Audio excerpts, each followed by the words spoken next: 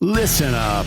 There's no more excuses. We're empowering those who want the hustle by exposing the status quo. The days of ordinary are over. It's time to crush mediocrity and start discovering your greatest potential.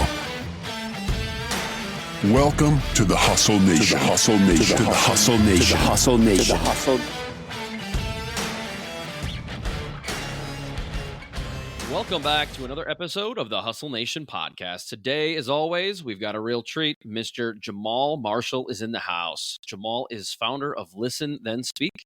He is a certified counselor, public speaker, podcast host, mentor, pattern disruptor, and he tackles burnout, codependency, and people-pleasing at the root with proven methods. Jahmaal, welcome to the show. Thanks for having me, Chris. Thank you for being here. As I said before the show, I found you on LinkedIn, and as soon as I saw your headline, I said, we need to talk to Jahmaal. This is exactly what we like to talk about from a different lens, and I cannot wait to hear about this because, Jahmaal, I really believe that everybody who has a job, even stay-at-home parents, tackle burnout at some point, and I would argue that most people don't know how to deal with it. So I'm excited for that. But before we jump into that, why don't you give everybody a little background about who you are and how you got to where you are now? Oh, man. Well, let's start in West Philadelphia. No. That's Will Smith's line. Sorry, take it and run with it. That's fine. No false information here. There's enough of that going online. So we're going to be truthful. So originally from Los Angeles, California, and the family came here in '89. I'm the youngest of four, and I grew up in what I didn't know until I was about 7 years of age, a pretty dysfunctional household. So I had a parent who was nice enough, just absolutely divine, and my mom and dad who was mean enough to be Satan himself. I didn't realize till I was about 8 years old that he was a alcoholic and a drug addict, and his drug of choice was cocaine and heroin. Wow. And any type of alcohol he could get his hands on. And so growing up in that type of dysfunction, it was very difficult, to have any control at home. He could be very physically and verbally abusive. And so when you get handed certain narratives, you think, well, that is what I am. And that is how the world sees me. And somebody that I was supposed to relate to, I grew up in a lot of fear of. And so at home, I didn't have any control. And so I found a way to actually create control by being excellent at everything. And so straight A student, I wasn't super athletic, but when I played sports, I was good. I found a way to be good at something. And in class, I could be a bit of a class clown at times. I felt like if I made people laugh, I could control them. As a professional, I started my career at Department of Justice, outstanding and excellent on every performance appraisal. Top of my class, always dean's list. And what we see as excellence in today's market, for me, was a trauma response, because it was my way of, I will not kick up the dust and trouble any waters if I can somehow control people around me. And instead of kind of the type A, I'm going to be a little political here, don't be offended, folks, Donald Trump sort of personality of mowing people down, I control people through perfection. I control them through not saying no, a lot of times being a yes man. And up until about, let's say, 13, 17 years ago, I didn't really know the sound of my voice. I was such a chameleon. And so professionally, this followed me in relationships and choosing romantic partners.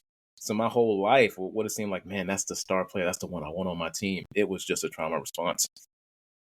And it wasn't until 2009 where I made the investment, in my own mental health and wellness, thousands of dollars and many hours, as a matter of fact, 13 months precisely, where it was able to isolate some root causes in me, bitterness I had with my dad, unforgiveness. I grew up pretty quickly, needing to be the surrogate spouse of the household. All of those things were at play. And around 2006, I'll backtrack a little bit, my dad's life changed. I remember asking him, hey, we're a family of faith. I said, will you just go to church with us tomorrow? He was like, I'll think about it. And he came in the house one night and his eyes were bloodshot red. He was so drunk. And he shared with me about his childhood and the way he grew up. And for the first time in like forever, I was endeared to him. And I was like, wow. So you had to raise a bunch of little siblings that weren't your children. So you love children, but you just didn't know how to show that love because you never had a childhood yourself. And so, you fast forward a little bit, there was a healing process that we went through that some fathers and sons never get to. But it got to the point where someone who I once hated became my best friend, and we were thick as thieves. But it wasn't, I was already past my 20s at this time. And so a lot of those formative years, I still had a mindset that followed me, a narrative that followed me. And then through the counseling process, and once I began training in counseling and training in the clinical and training in psychology, I began to see why I was showing up a certain way in life. And I realized that I actually wanted to help other people with this. Why don't I have any boundaries? Why am I, maximizing hours in what I wasn't created for? Why am I the first to get to work and the last to leave? Why I'm actually leaving money on the table when it's come time to negotiating, because I'm allowing someone's reactions to control me. Like, oh, they have a certain look on their face. Well, maybe I should just kind of downplay it, So that narrative had followed me for so long. And it, I got certified in counseling and began taking a caseload around 2013. In 2017, that's when my dad actually had a major stroke. And at the end of that year in December, he passed away. So that was a big part of my story after he passed away. I felt like, man, because I was just coming back home. I just moved back to DC. And he got critically ill 3 days after I got back. And so that was a lot, living in a hospital for 2.5 months, and then he dies. So I went into a depression. Even as a person of faith, I hated God. I hated Jesus.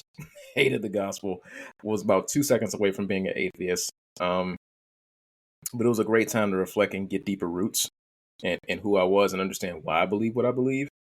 And that's when I whipped out a Google Pixel, and I would go into the woods and I would spew up all sorts of profanity to the skies. But being in nature was actually really healing. And so during that time, I would have like thoughts for a minute and a half, and I would just put them on video. I put them on this thing called LinkedIn. I was never on social media before. And people were like, who's this dude walking out in nature? And through that, believe it or not, I started getting like inbound leads. This was in 2020. People were like, are you a counselor? Because your name says, global lead. Because I was, I'd come back here and started working in HR and anti-human trafficking and investigations. And that's when somebody said, I didn't know what an inbound lead was. They said, Jahmaal, it's an inbound lead. People actually wanted to hire you. So I had to develop a business acumen. Took all my experience in counseling, everything I had gone through, and all the highs and lows. And then what I knew from a clinical standpoint about brain neuroplasticity, and actually developed, a 90-day, 12-week program. The total is 6 months, but phase 1 is 90 days. And I noticed the people who were reaching out to me were all the same. It kind of was a bit of an avatar, So 2021 was when I got the LLC Listen Then Speak. I can't, it's so much in the interest of time I want to share with you guys, because when I started posting videos, someone actually had me on their podcast and they just wanted to talk to me. And I was like, I don't even have a business. And a podcaster actually heard that interview and actually began to sponsor me a Simplecast and says, I think you should start podcasting. It was weird. The female panelist asked me towards the end of that podcast, she said, are you a podcaster? I was like, no, that's not really my thing. She said, you should be, man. You're a natural. And so someone heard that. And then also a group in Pennsylvania, Launch Kits, actually offered to sponsor a web space for me. And that's where Listen and Speak was born. And so just to share with the audience, I don't want to jump around too much and lose people. I wasn't looking for Listen and Speak. It was looking for me, and just doors after doors began to open. And I realized, okay, this is something that, as I was working in anti-human trafficking, something that I wanted to build out. And more, it became where I was able to take clients, take enough contracts. And so this last year, 20th of January, I left my corporate job and I've been doing this full time. But for the better part of 4 years, I've been taking clients and really getting people results, because I believe in tailoring the counseling and the coaching specifically to their need. We know in 2020, everything that moves is calling itself a coach. Yeah. I said, look, I'm not new to this. I'm true to this. I've been doing this for years. And I believe in pinpointing root causes, not so much in changing behavior, but actually tackling the belief that informs the behavior. that's where you get the results.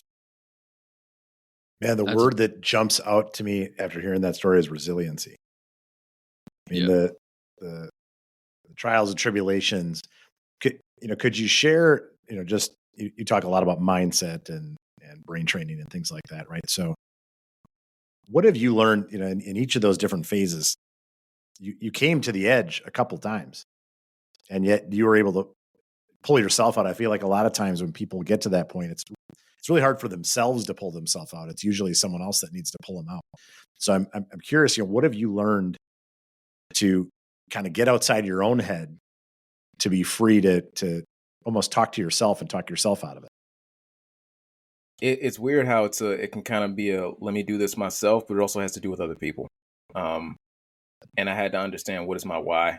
When someone's at the edge and they kind of, I once was in 2009 suicidal, you're really just thinking on a very insular stage. And all you can think about is, well, how do I end this? I'm really no good to anyone in this state or being alive. And I began to think about other people and what is my why. And I began to just connect the dots of what my purpose may be. And like, if I self-delete, if I take myself out, then what's the point? And I thought about just even some words my dad shared with me, just about the purpose that I had with just being his son. And I remember I didn't hear the words "I love you" until 2005 from him, and I was born in '84. So Wow. Really just getting that affirmation for him and knowing that for other young men like me and women, that there was purpose behind my existence. And so at some of those times when I was at the edge, I had to remember that, Jahmaal, this is bigger than you, man. There's people whose lives can completely change that's attached to you actually making it through this. And so when I thought about my why, that was the thing that constrained me. And we know constrained is a combination of compelling and restraining. Compelled me forward to actually keep going, and then restraining me from making really stupid decisions that are very final. That's incredible. So one of the other things you mentioned was people pleasing. And as a self-professed people pleaser myself, actually I was meeting with one of our team members earlier today, and she was sharing, she's taken on a new role, and this was one of her challenges was she wants to be a people pleaser, and she wants to just solve everyone's problems, and she's not going to be able to make it at the next level doing that. She's gonna have to change her mindset around what that means and what she's doing there. So I know you talk a lot about kind of people pleasing and preventing burnout. Can you share a little bit about how those two tie together? Oh man, they're kissing cousins, bro. Whether she's a career person or an entrepreneur, it's going to be impossible for you to level up and to scale if people pleasing is still the root of your motivations and your decisions. Because you're literally putting out fires that you didn't create, and you're literally burning the candle at ends that do not exist. I'll give you an example. One, working for a global organization, and being a new employee, especially, you get things punted to you. It's like, oh, we'll just punt this to Jahmaal, or we'll punt this to Casey. I'm just naming a name. And if you take it and say yes, you don't have the energy to actually direct towards your KPIs. Your KPIs are the reason that they onboarded you. And so I would realize, like, when it's time for a performance, I thought I was really doing well because I was saying yes to so many people. And, I was getting really high marks, but it was also like, what you lacked in this area. And it's like, Jahmaal, you lacked in that area because you didn't have the time and the energy to dedicate to it because you said yes to everyone else. And it wasn't until this was a more recent one in 2019, I said no to some really powerful people that were higher ups. And I said, this is what the organization has brought me on to do. I cannot fulfill my KPIs if I'm doing this for you all. And I don't understand legal work. That's not within my scope. I was actually learning stuff way outside of my scope because I just wanted to make people happy and not kick up dust. And I said, Jahmaal, is the motivation for this decision fear? Or is it faith of why you're here? If your motivation is fear, you're going to find yourself gassed out. And I had to remember, when you think about executives, they go home, they're not thinking about you. It's like, why am I thinking about you when I go home? You're not thinking about me. I need to think about what's been put in front of me as the project that I'm doing. And when I put my foot down, I was able to fulfill my KPIs. And so the burnout as a result of your fear of rejection is going to be the thing that is underlying and empowering. Well, I won't say empowering, but disempowering all your decisions. And ultimately, the root lies in the subconscious. It's like, what do I believe that's actually informing this decision? And how do I get down to the root of that? And I mean, you guys heard my story. A lot of it lied in my childhood, you know, and most times working with clients, when we isolate those root causes, they get to see, oh, I've always believed this. This is the way I've always functioned because of what dad told me or what mom told me or what the siblings said to me or what was handed to me. So I hope that's helpful, and I hope that answers your question. Absolutely. Jahmaal, one of the things I hear you say a lot is say yes or say no. And getting to say no for a lot of people is very hard, especially earlier in their career. And I harken back to a time when I worked for a social media company. And one of the things we always said as a leadership team was, clients would ask us to do this service or that service, which was outside of the normal services we'd offer. And we called it scope creep, meaning it's outside of the scope of what we normally do. And if you say yes more than a couple times, you start creeping outside of the specialty that you offer, which that was always what led to burnout. Taking a project that was a little bit outside the norm, and then we did it again because it was good money. And that, to me, scope creep often led to frustration and bringing down morale and eventually burnout. So I'm just curious how often you talk about that, or maybe it's something different. Maybe you're coaching people to say no.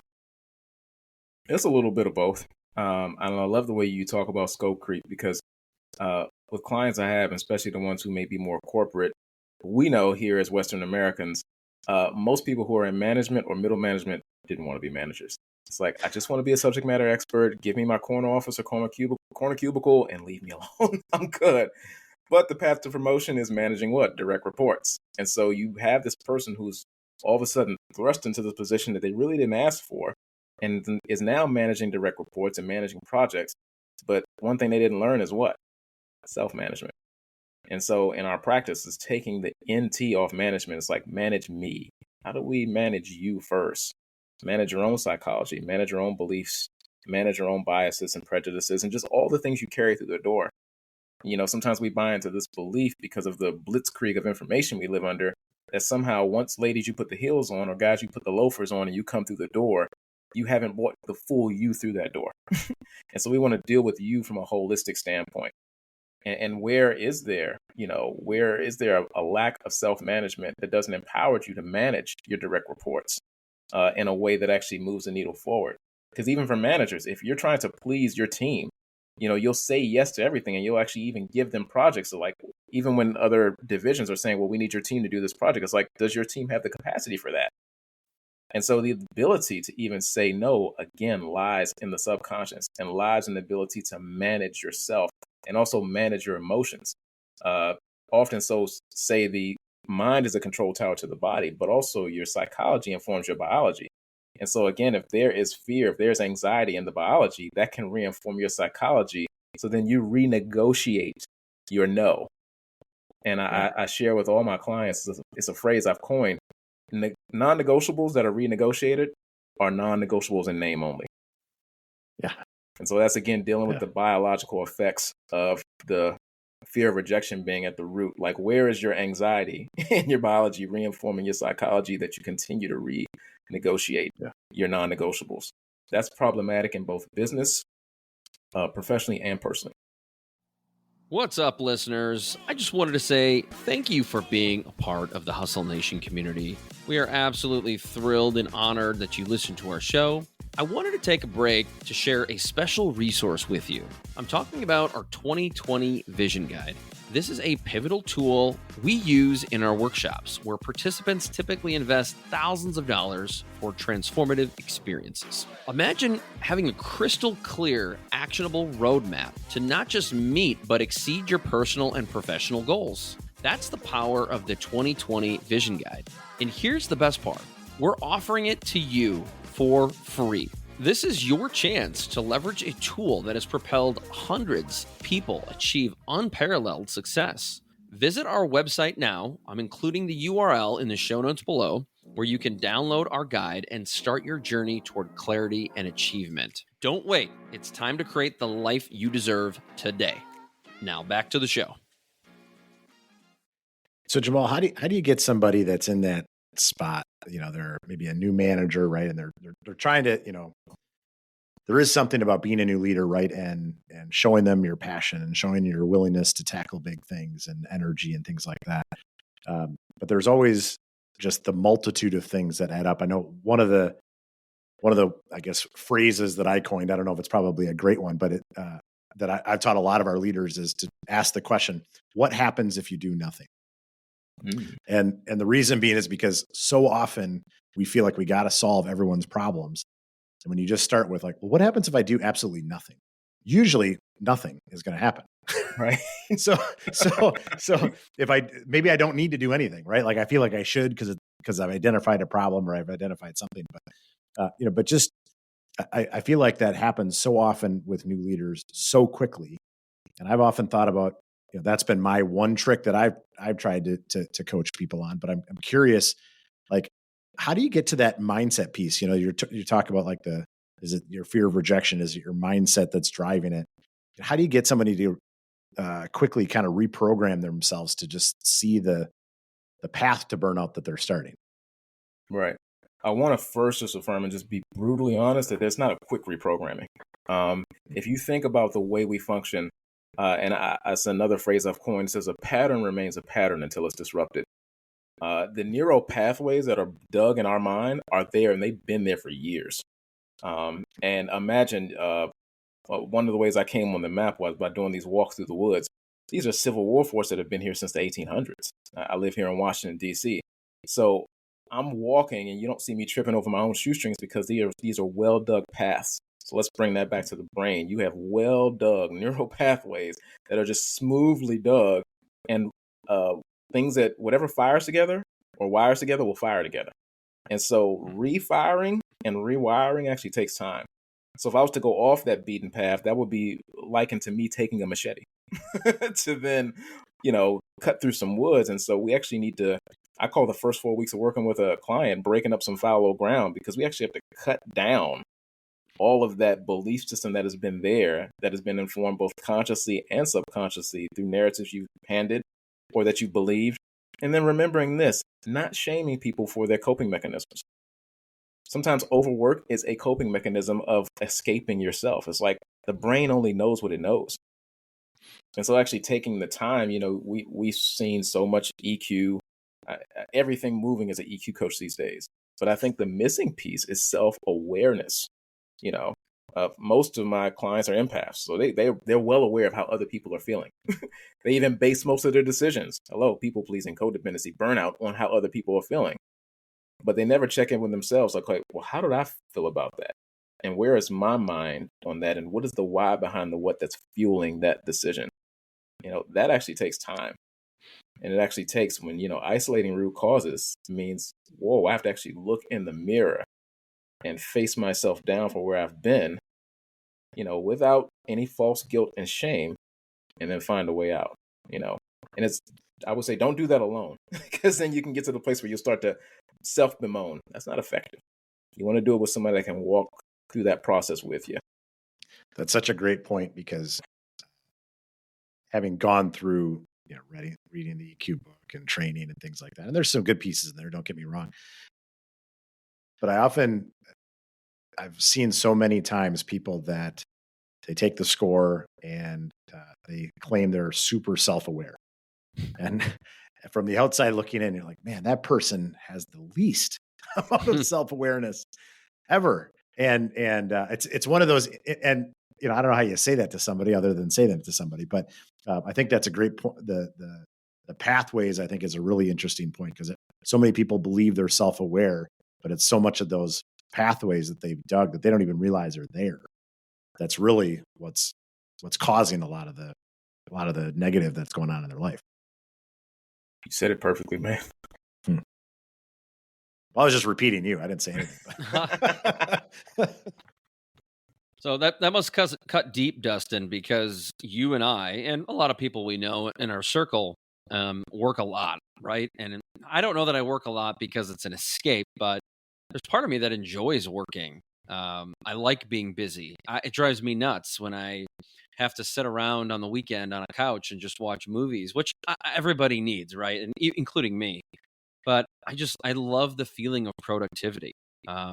So I find that interesting, Jahmaal. So when you get someone like me and Dustin who, like, a good Saturday to me is getting up at 5:30 or 6, getting in my office, getting 2 hours of work done before the kids are asking for breakfast, going outside, taking down the Christmas lights like I did on Sundays, 3 hours outside, making dinner, got the groceries, got a bunch of stuff done. I went to bed. I'm like, damn, that was a productive day. That felt good. That was a good Sunday.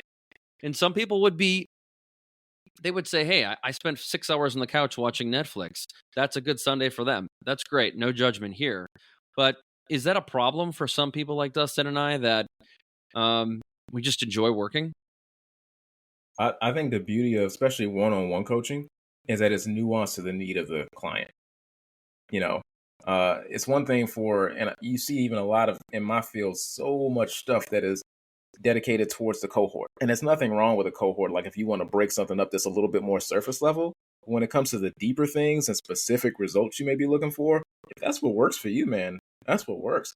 If you find that to be a productive Sunday, keep doing it. As long as you find that on Monday, at 5:30, 5:45 in the morning, you're not dragging because there's you didn't take advantage of the rest that was allotted to you. Now I realize I have clients that are agnostic, atheist, Muslim, Buddhist, you name it, all across the board. And on the seventh day, obviously, as a person of faith, we know that God rested. Who am I to outdo God?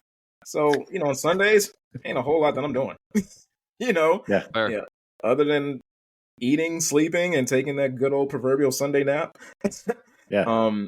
But I've also found this other Sundays where it's a great way to content plan, plan out my schedule, map out what the actual week before that, after that week looks like, because sometimes that week is already mapped out.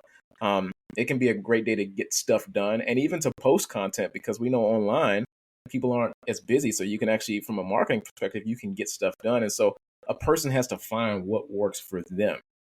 I think, especially we see in both of our in marketing, it can be, let me shame this person because they want to sit around and watch Netflix. If that's what they do to actually rejuvenate, why don't we build on what they do? And if a person wants to kind of have a full sort of, your Sunday sounds a little bit like a Monday almost, if that actually gives them energy, how do we then build on that?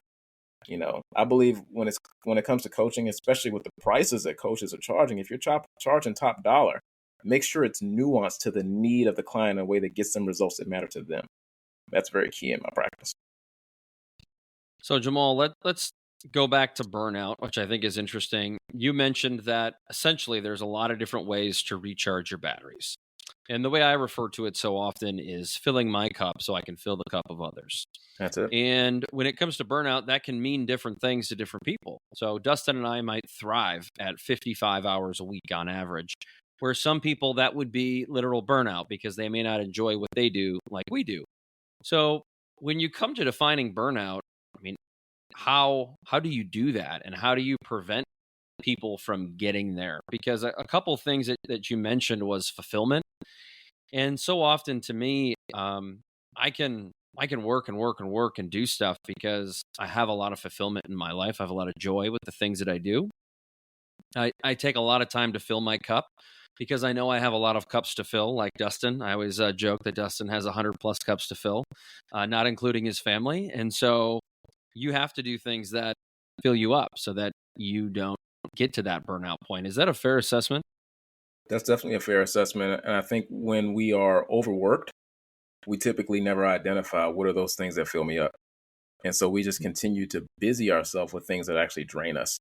70% of my clients are females. And I didn't realize that till recently. I was like, man, getting a lot of ladies now, because I had like nothing but all guys when I started back in 2013. And then when I started, marketing the business the way it is now, and I realized because, as moms and wives and career women, they actually are called on a lot of times to always be on. It's like you can never have a bad day. You have to be the social barometer for the household, the friend group, the community group.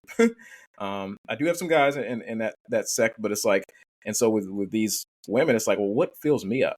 And often it can be like a false guilt of everyone, I'm happy when what fills me up is everyone else being happy. And it's like, well, is that the truth?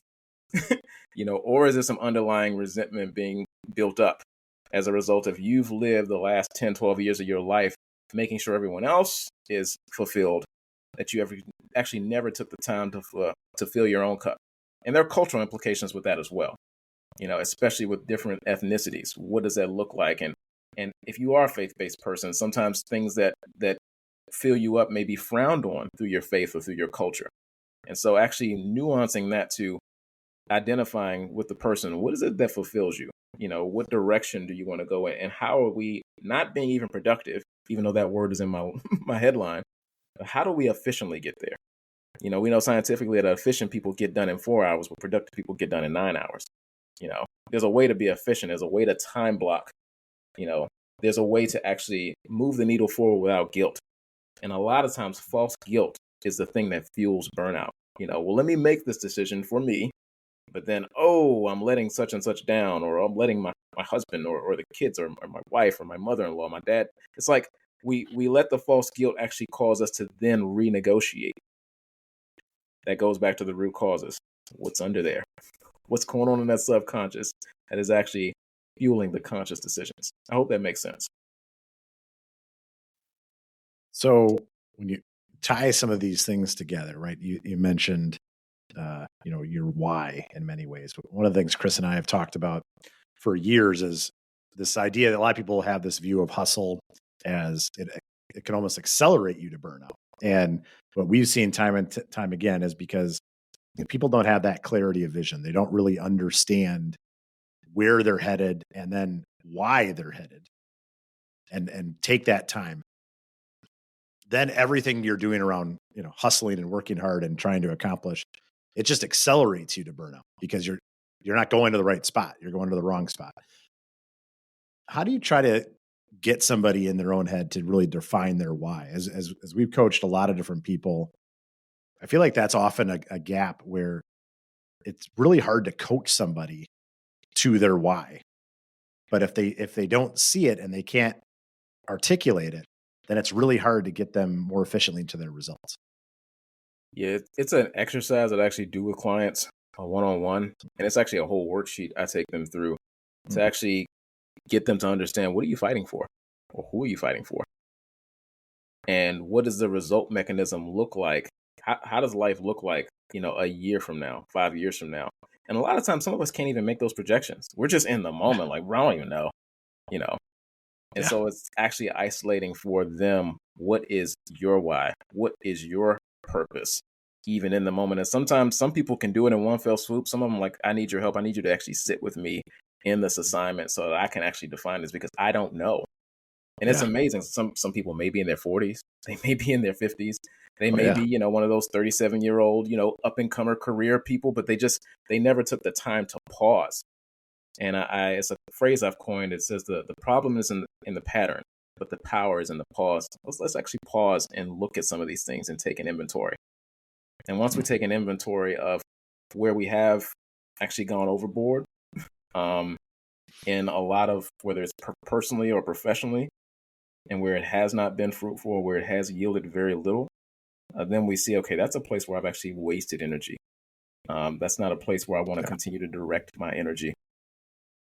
So many times, when you think about root causes and you think about most of our excellence being a just defense mechanism to, in a sense, ward off that rejection that we so fear, that's where we actually want to go back to.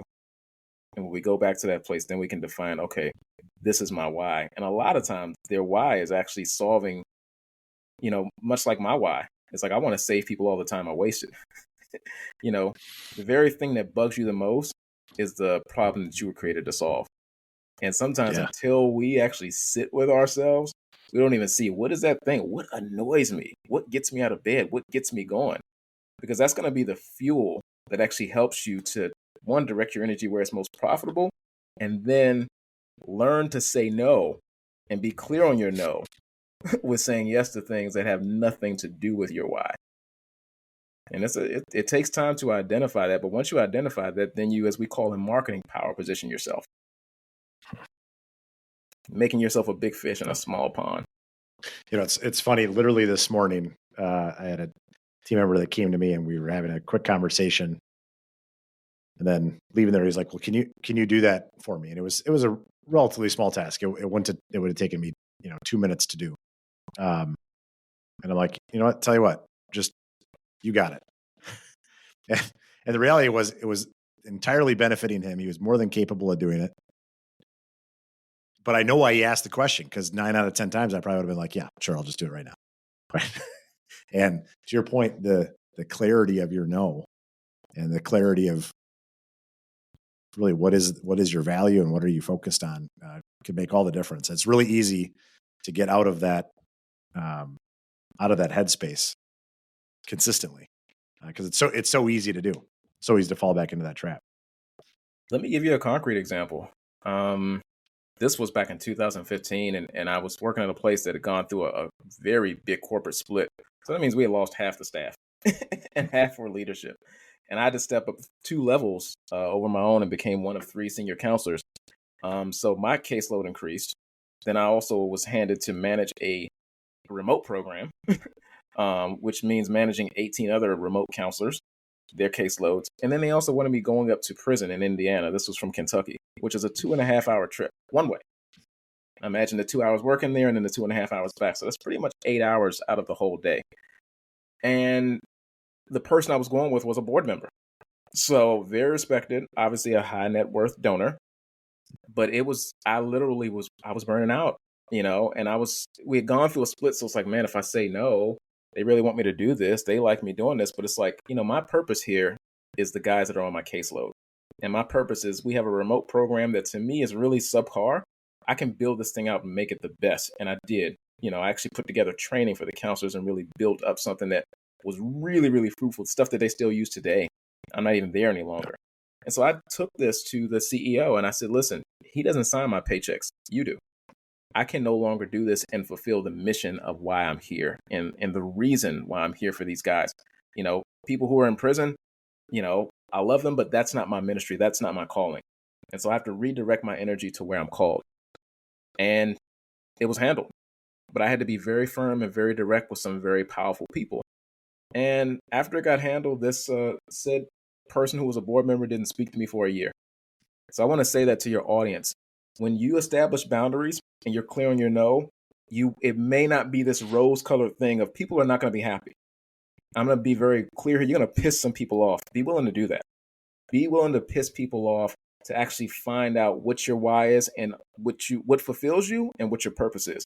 Because I can guarantee you, even revenues on the other side of that, other than wasting energy to not kick up dust. I did that for the better space of like 4 or 5 months. Save yourself the time. And if you think, well, how will they react? They may not react the way you envision, but you won't regret it. I can tell you I didn't. Jahmaal, Awesome. You said something there that stuck out to me, and you've said it a couple of times now, I believe, that's not my ministry, which resonates with me so much. I may use a different language, but coming from someone who's got a big background in faith, that's awesome. I think a great nugget for a lot of people. But I often refer to my non-negotiables. Having a very deep marketing background, I have some things that I do both in business and then also in marketing that are my non-negotiables. Basically, some things I would never do, and then this is only how I do some things. And Dustin and I have kind of took our framework and melded them together for Hustle, which has worked out amazing. But you also alluded to something that was going to be my next question, which was about boundaries. And that last statement about sometimes you're going to have to say some really hard things with some really important people. One of the things that it reminded me of was recently, as you know, and I think you alluded to this too, man, do I get a lot of messages in my inbox, whether it be on LinkedIn or in my email. Everybody wants to sell me something. They want to meet with me about something. And my first question back has always been, help me understand what you want to meet about. Do you want to sell me something? Are you interested in my services, or do you want to network? And I'm very clear. I say, my schedule is so full that I rarely take networking calls or one-to-one coffee calls. And then so often when people meet with me, I find if I allow them to meet with me, they're very quick. Like, they're very respectful of my time because I've set that boundary and the expectation that Look, I don't have a lot of time. I'm happy to meet with you if it's something that can be mutual beneficially, but I'm not just going to grab coffee and shoot the breeze. Now, that's been one of my first steps of the last couple of years of kind of raising a wall a little bit, raising some boundaries. And it's become so much easier when you do that. So Mhm. I'm curious how you help people with those boundaries, because it is kind of like the law of attraction. When you see them work, it's like, I need to do more and more of this, especially with loved ones too, by the way. Yeah, I think, and it can be different based on if you're a career person or if you're an entrepreneur. Those of us who are business owners, you learn very quickly, okay, I have to gatekeep. If I don't gatekeep, there's going to be nothing left of me because your marketing, your HR, your governance, your finance, your the actual product. And so when you hold all those hats, you realize like, man, if I'm not on it and I'm not saying no to things that really don't move the needle forward and don't generate revenue or don't position me to, for my purpose, there's going to be nothing left of me. And even if you're a career person, especially a manager, you still remember, your team is dependent on you to lead yourself first before you lead them. And if you're saying yes to everything and also saying yes and allowing your team to take a load that they should not take, that's going to reflect bad on you. And so going back to your question, Chris, just answering it very specifically, those non-negotiables are critical, man. I mean, for me specifically, I know when it comes to meeting, I'm very similar to you. It's just like, what exactly is this for? And I have stuff that's still sitting in my inbox. It's just sitting there because it didn't make sense. It's like, and I don't want to. I want to be very fair and non-discriminate, but it's just like I think I already know where this is going, and we're good on that. you know, and so it's helping clients actually identify for themselves, like, is that a need right now, or is that a want? And Yeah. what compels you to feel like you need to say yes to that? Are you just saying yes to that so that person may like take a liking to you? And is that energy that's just being expended? Even when we're on LinkedIn, we hear everything about this is how you go viral on LinkedIn. Do I need to do that for my business? Yeah. I think we all know people who have 4,000 followers who are closing out $400,000 contracts. Right. Do I Yeah. need to actually have 800 likes and 44 reshares to generate revenue? No. Actually, Yes. the opposite will probably happen. It's that post that got 37 likes that you thought you wanted to delete that actually your ideal client was waiting for you to post. Don't delete that post. That's exactly right. Jahmaal, we're running out of time, but I have to ask you this one last question, because you are the anti-burnout guy. And as we talked about before, we are hustle. But we are also anti-burnout. However, as you know, there's a movement of people, not a big population, but a small population of people who are anti-hustle. And I think the term is maybe misunderstood by a lot of folks, or maybe it's gotten a bad name by some folks like Gary Vee, who I love. But I digress. What's your take on the anti-hustle movement? One, we're in a digital world where you only see so much. And so when I see people from the anti-hustle sort of background, I have to question, like, well, is this a 1, 2, 3, 4 income household where you can kind of just lay around and say, oh, I've been on a beach with a pineapple while someone fanned me with a leaf. It's like, I live in Washington, D.C., and this is a 1 income household. So I have to grind at a level that other people don't. If I don't work, we don't eat. And so understanding that there has to be some hustling involved, but also need to know, when do I dial it back from a sustainability standpoint so that years from now, in my years to come, I will still be here. So for the anti-hustle people, I find a lot of times your brand or your business is either bankrolled by a very rich sugar daddy or sugar mama. I'm just going to be very direct and really forward here. You may be living off some government assistance while you have an online brand that looks like it's making some revenue. You probably are getting a lot of likes, but not really making revenue in your brand, because what it takes to build a business is a lot of sacrifice. And so I do believe, obviously, being an anti-burnout guy, you have to know when to turn it off. You have to know when to say no. You have to, and you guys are both husbands and fathers. And so you have to know, like, okay, where am I not present? And where do I need to be present in a way that has eternal gain and eternal value? I'm going back to the ministry word. I know that sounds faith-based, but ministry just means service. Where do I not need to be of service? And if you think about it in business, you can get your hand plugged in all sorts of stuff where it's just like, this is not moving the needle of my business or my company forward. And for your career people, you can get caught up in all sorts of scope creep where this has nothing to do with my KPIs. And so I would say work hard, but actually identify. That's where the power is in the pause. Identify what doesn't move the needle forward and exit left. And do it knowing that there'll be some kickback. You know, one thing I've been working with clients, I say at about 4 to 8 weeks, guess what you're going to go through? Withdrawals. Withdrawals from what you have been doing, because you'll keep doing what you've been doing until you disrupt those patterns. But when you disrupt those patterns, the brain naturally will just go through withdrawals because it only knows what it knows.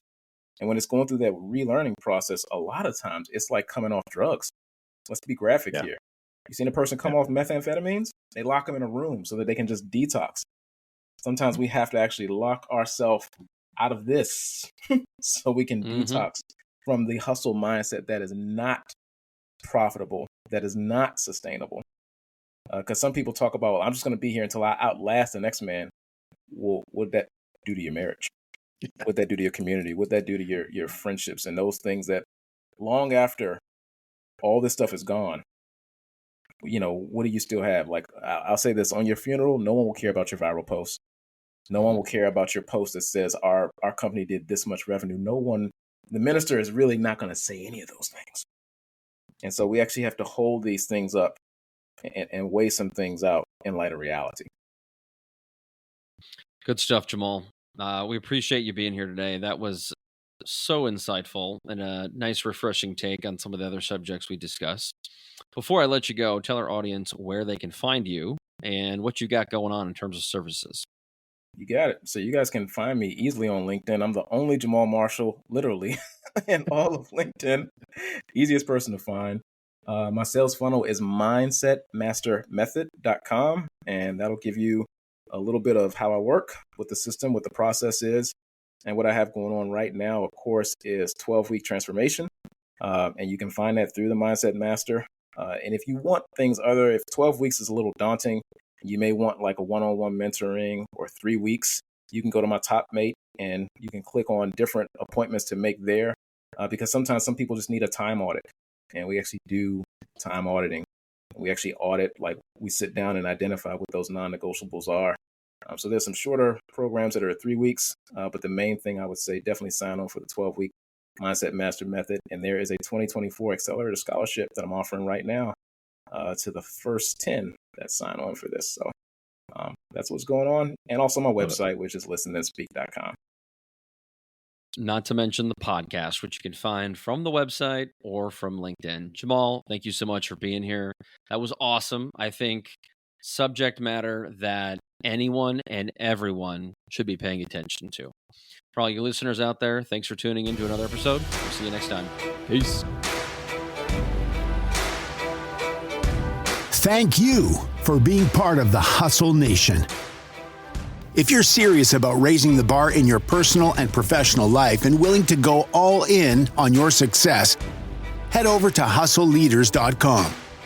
Here you can get access to our Hustle Productivity ebook, attend our Hustle Masterclass, or challenge yourself to the 30-day Hustle Challenge. Pairing these tools and training with the Hustle Nation podcast will help you advance to a whole new level. Until next time, stay hungry and inspire those around you to hustle.